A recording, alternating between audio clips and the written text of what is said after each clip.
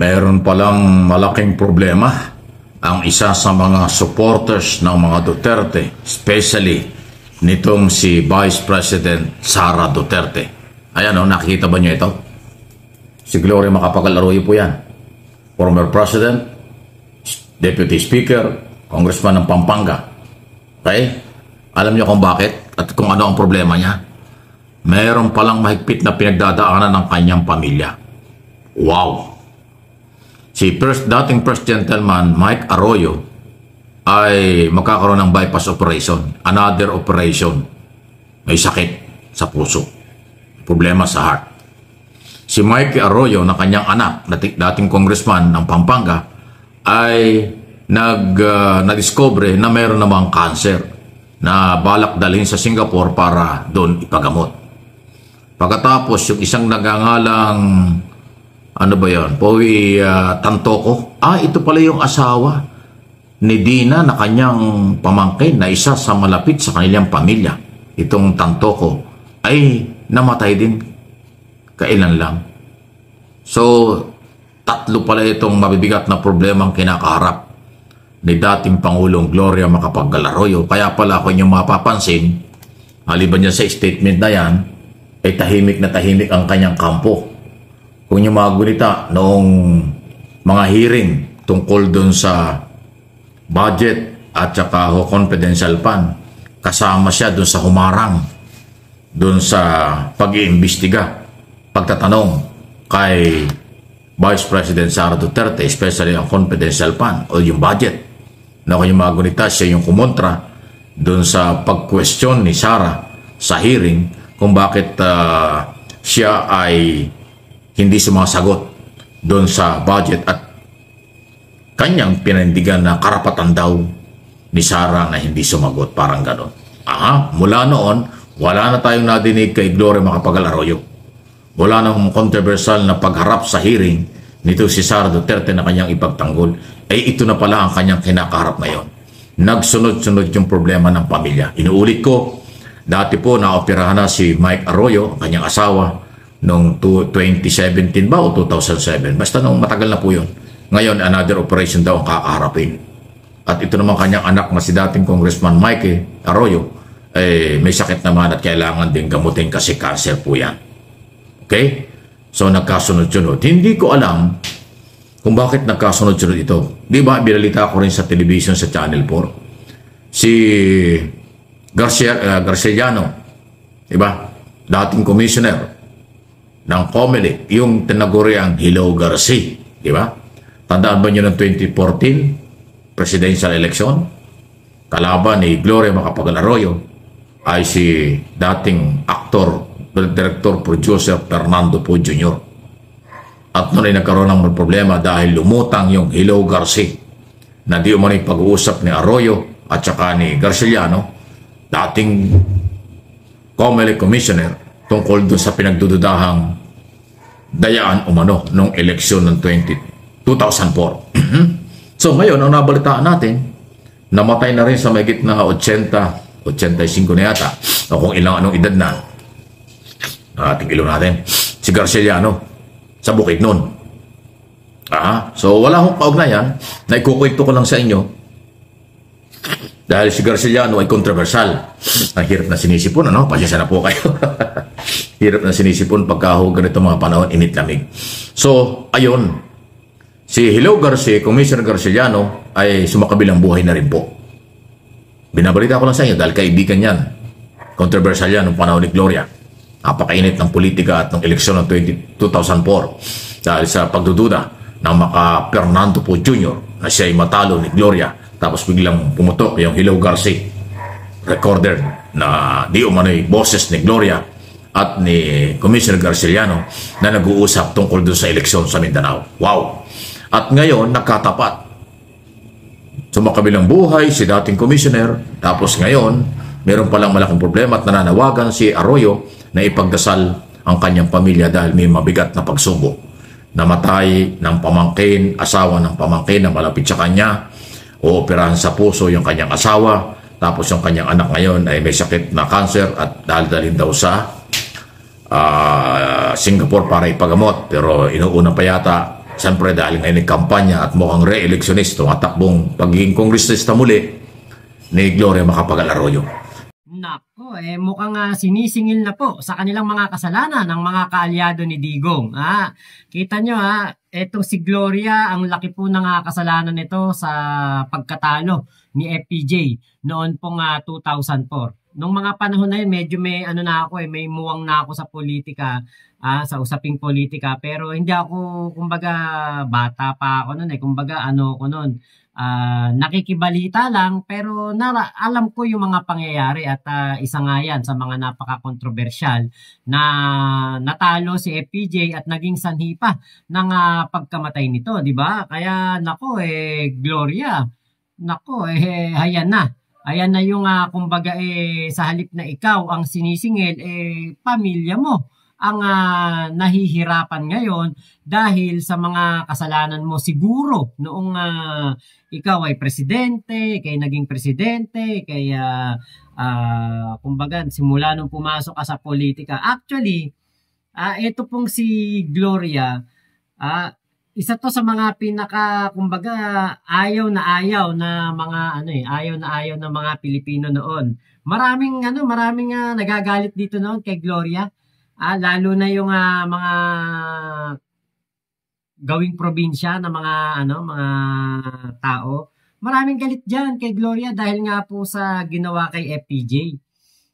Tapos yung iba pa niyang mga controversial na mga pinaggagawa, mga desisyon, maraming nabubuwisit diyan noon. Kaya Gloria, lalo yung nagsuot pa yan ng neck brace, lumabas pa na naka-wheelchair, di ba? Ang nangyari ngayon, ang mga may sakit, yung pamilya mo, ikaw pala, wala kang sakit. Arte-arte ka lang noong ikaw ay naka-neck brace at naka-wheelchair. At tingin ko, siguro, isa to sa mga kasalanan ni Gloria. Panoorin po ninyo to. Tingin ko, isa to sa mga kasalanan ni Gloria na sinisingil na siya ngayon. Dahil po itong si Kibuloc ay kanyang sinusuportahan. At itong si Kibuloc ay puro po katarantado ng ginagawa nito. Puro po kumbaga paglapastangan sa ating mga kababayan. Lalo na sa mga kababaihan ang ginagawa nitong si Kibuloc. Kaya ayan, katulad yan, nakita nyo naman. Siya pa nagpuputong dito kay Kibuloc, nilalagay na corona, di ba? Parang crowning o patron. Kailan ka pa naging Vatican, Gloria Macapagal Arroyo? Ayan, ikaw na ngayon ang sinisingil. Biruin mo, gawin mong patron si Kibuloc. Patron ng mga manyakol. Na nambubulog gabi-gabi ng iba't ibang pastoral niya, na kapag pinagsawaan niya na, abay pinapahiram pa daw po sa kanyang mga kaibigan. Sus Mariosep naman, Gloria. Kaya siguro nangyayari ngayon yan sa iyong pamilya dahil sa iyong kabulastugan. Noong ikaw ay kumbaga nasa rurok pa ng iyong kasikatan sa politika at nang ikaw naging kaalyado nila Digong at ni Kibuloc. Pero putungan mo ba naman yang si Kibuloc ng ganyan? Diba, hindi ka na ba kinilabutan yan? Sus Mariosep talaga. Alam niya, sa totoo lang, meron nga akong nakausap May nakausap ako dyan sa Manila. Alam niyo, sabi, kung walang Gloria Macapagal Arroyo, wala sanang gulo.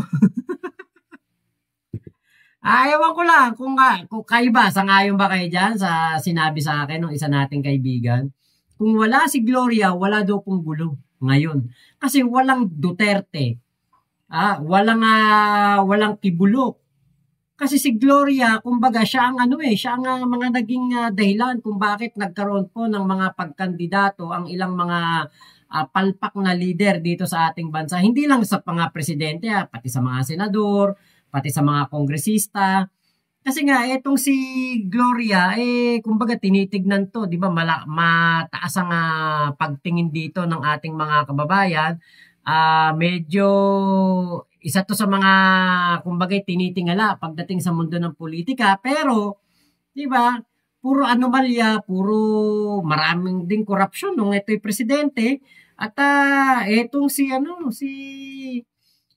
GMA ang kumbaga parang nagdidikta sa ilang mga leader ng ating bansa, 'di ba? Kaya kayo ano sa tingin niyo? Tama ba 'yon yung sinabi sa akin? Kung wala daw si Gloria, tahimik daw Pilipinas eh.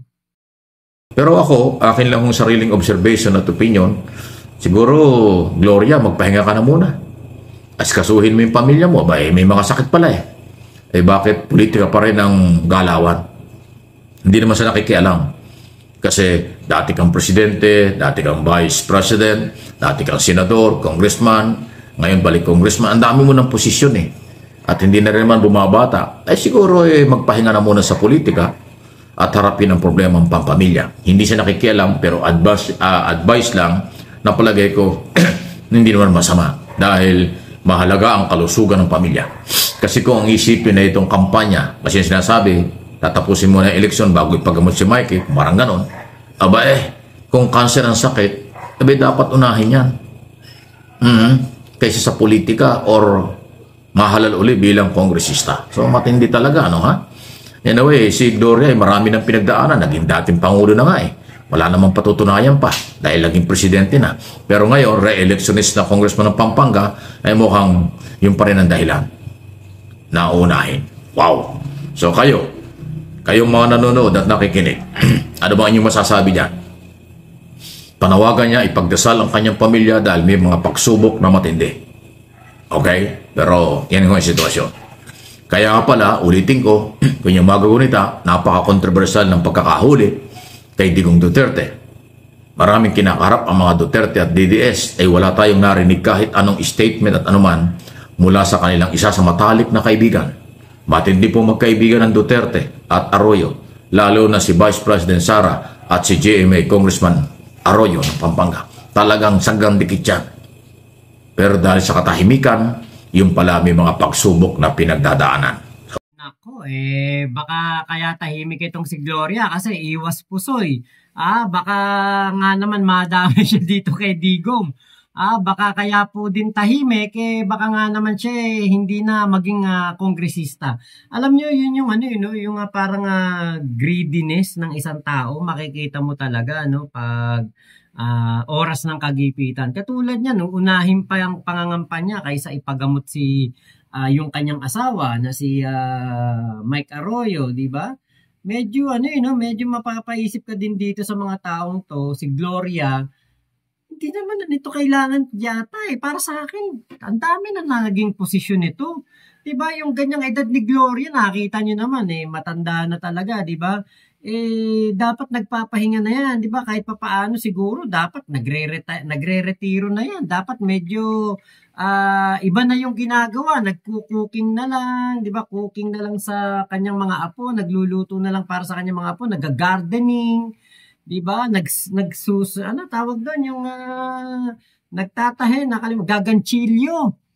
Diba, mga ganyan na ginagawa niya, mga ganyang edad. Pero itong si Gloria, Diyos ko, ang gusto pa, nasa magulong mundo pa din ng politika. Ano pa ang pinapangalagaan nyo pa?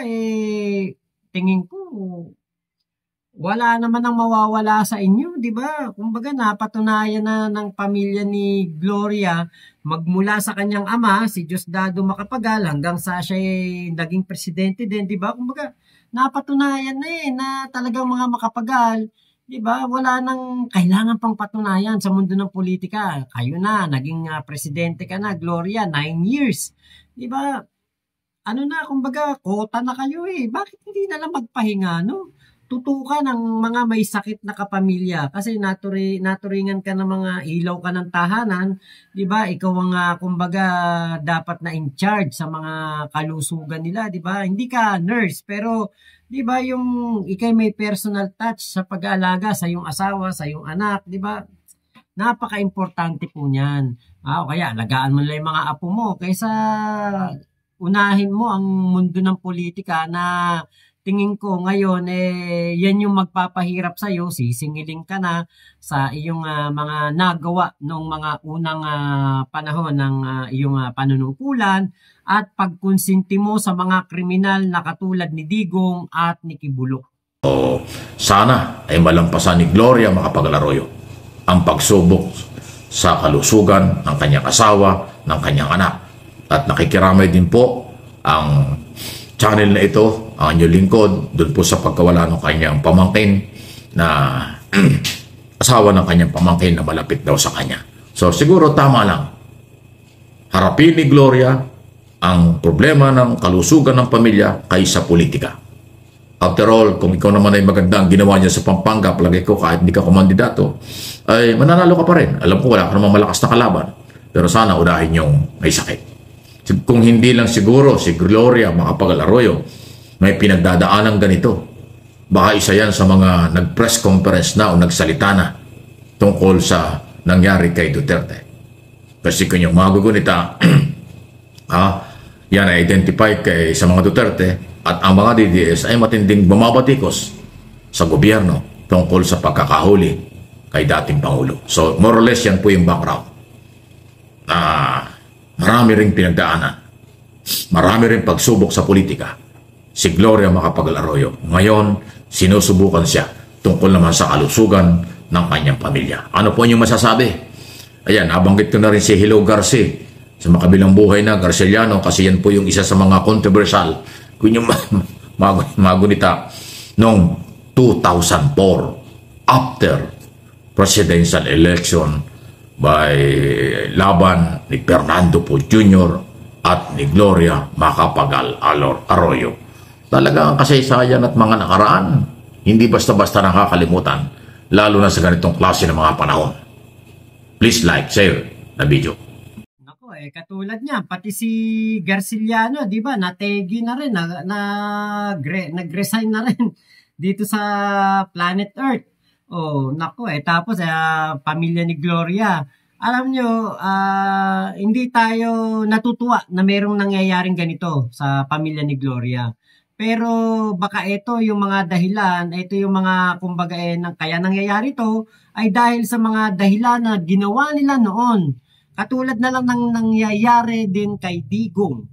Diba? Si Digong naging mayabang, mapagmalaki, arogante, brusko, akala mo kung sino, pati ang nasa itaas ay pinagkakatuwaan, diba? Minamaliit, ang ICC hinahamon, diba? Ano po naging kapalit? Diba? Ang mahuli siya ng ICC at pagbabayarin sa kanyang mga kasalanan. Diba? Ito'y kaloob sa kanya. Hindi pwede nating sabihin na ito'y hindi kaloob sa kanya dahil lahat po na nangyayari dito sa ating mundo ay tadhana po. Di ba? May kapalit. Lahat ng ginawa mo in the past, may kapalit yan. Lahat ng nararanasan ngayon ni Digong, nararanasan ngayon ni Gloria Macapagal Arroyo ay posibleng galing po sa mga masasamang bagay na kanilang ginawa sa kanilang mga buhay. Kaya alam nyo, eto na siguro yung sinasabi ni Digong na this is there is a time for reckoning. Eto na yun, yung reckoning ni Digong, reckoning ni Kibulok na naging mapagsamantala din, oportunista, itong si Kibulok, di ba? Eto na yung reckoning. The day of reckoning ni Kibulok, ni Digong at ni GMA. Naku, mga magkakasudlong ang mga bituka ng mga yan. Magkakasundo po yung mga yan at talagang mga best friends of best friends yung mga yan. Kaya ako'y naniniwala na posible po na talagang itong nangyayari na ito kay Digong, kay Kibulok at kay GMA ay mga kumbaga pinagbabayad na po sila ng tadhana. Ito na yun. Diba? Kinakarma na po sila. Ito na yun eh. Yung day of reckoning. Ito na yun. Yung sinasabi ni Digong kay Sara Duterte. Nangyayari na. Pinagbabayad na po sila. Diba? Kaya ito sana maging aral sa mga kababayan natin, mga politiko, sa mga nakaupo sa gobyerno. Diba? Lalong-lalo na sa mga kurakot, lalong-lalo na sa mga gumagawa po ng masasama. Sana ay maging huwaran sa inyo si PBBM. Gawin ninyong inspirasyon ang ginagawa ni PBBM na paglilingkod na walang pag-iimbot, walang pagyayabang, walang kahit anuman lang na paglapastangan sa karapatang pantao, walang kahit anuman lang na pagmamalaki, kundi puro pagpapakumbaba pa ang ginagawa. Sana tularan nyo si PBBM. Yung mga tauhan dyan ng gobyerno, na mga mapagmalaki, mga akala mo kung sino. Di ba mayroong yung nakikita ko yan yung nagte-trending na MMDA, na ewan ko kung ano ba siya ng MMDA. Dati si Nebriha nakikita ko gumagawa niyan. Ngayon yung si Gabriel Go. Di ba?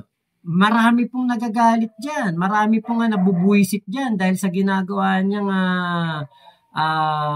sidewalk clearing, di ba, mga operation sa mga illegal parking, di ba? Pero kung meron man po siyang napeperwisyo dahil sa hinuhuli niya, di ba, meron din naman mga natutuwa sa kanya. Pero di ba, medyo wag dapat malunod sa isang basong tubig. Wag dapat. Kasi the more kasing may nakatutok na camera, the more na meron pong nagpapakita ng kanyang mga ginagawa, mas tumataas yung yung tendency na yung kanyang ginagawa sana na good governance o yung ginagawa niya na para madisiplina ang ating mga kababayan, baka maging digong style na din. 'Di ba? Na maging kumbaga mamimili na din mga kapag hindi po mga mayaman, 'di ba? Yun lang ang kakalabanin, yung mga mayayaman mga kumbaga hayaan lang. Tapos yung mga hindi mayaman naku. Yun yung mga kakawawain, 'di ba? Sana talaga ay maging aral 'to, 'di ba? Huwag masyadong mapagmalaki, lalo na yung nasa taas, hahamunin mo. Yan na nagbigay lang sa'yo ng lahat, di ba? Hiram lang lahat ang kung ano man ang meron tayo ngayon. Hiram lang yan, hiram lang natin sa kanya. So, dapat natin siyang irespeto, igalang. Huwag nating pagkatuwaan, huwag maliitin, di ba? Huwag gamitin sa pagpapasikat sa maraming taong nakaharap sa'yo na pumapalakpak pa kapag nambabastos siya, di ba? Masama po. Masama ang balik. At eto na nga yun, nakikita na natin the day of reckoning kay Digong, Kibulok at kay GMA ay dumating na. So, kayo, nasa inyo po yun. Kung gusto nyo pong suportahan itong si GMA, di ba? Wala namang masama kung isasama natin sa ating mga dasal ang kanyang pamilya, di ba? Siguro yun na lang yung maitutulong natin sa kanya. Wala naman tayo ibang maitutulong sa kanya. Pera, naku, ang daming pera niyan. Hindi mauubos pera niyan. Pero ang kailangan nila ngayon ay dasal. Dasal. Para kay Kibulok, kay Digong at kay GMA. Dasal ng kanilang mga pamilya. Di ba? Pero kay Digong, ewan ko kung kanino ipagdarasal niya. Kasi hindi ko alam kung sino dinadasalan ni Digong kay GMA, baka pwede pa na yung ating Panginoon, isa lang, di ba? Kay Kibulok, sinong pagdadasalan ba natin? Kasi si Kibulok, siya yung Panginoon So, dadasalan ba natin si Kibulok? Si Kibulok ang pagdadasal natin sa sarili niya. Di ba? Parang ganun ang mangyayari kay Kibulok. Kasi si Kibulok ang Panginoon ng kanyang sarili. So, dapat ba ipagdasal natin si Kibulok sa kanyang sarili? Paano niya tutulungan ng kanyang sarili? Ito'y katibayan lamang na hindi siya son of God. Bakit? Kung son of God siya, di dapat matagal na nakalaya yan. Di ba? Ngayon, di makalaya-laya. Bulok sa kulungan si son of God Kibulok. Di ba? So, the day of reckoning has come. So, yun lamang po. Maraming salamat sa pagsama nyo dito sa aking vlog na ito. Salamat po sa mga sumusuporta sa aking channel. 480,000 subscriber na po tayo. Thank you po sa inyo mainit na pagtanggap sa aking munting channel. Ingat po kayo. Nasa mang panig kayo ng mundo, sana masupport ninyo si Sir Mike Abe, MA Pinoy TV at Mike Abe Opinions dito po sa YouTube. Shout out sa ating mga kaibigan dyan po sa Santa Maria.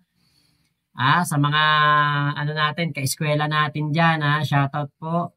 Meron tayong ilang mga ka-eskwela na nanonood sa atin. Salamat sa inyong panonood. At syempre kay Boss Ryan at kay Daddy Emil at Mami Mameng. Ayan. Tauhan ng kanilang napaka-successful na negosyo. Naku, bata pa ako. Alam ko maliit pa ako niyan. Siguro elementary pa lang ako. Diyan na kami namimili. Di pa nga yata ako pinapanganak Grocery na yan Kaya po maraming salamat po sa inyong suporta. Mama chup chup, love you, love you. God bless us all, Pilipinas. God first.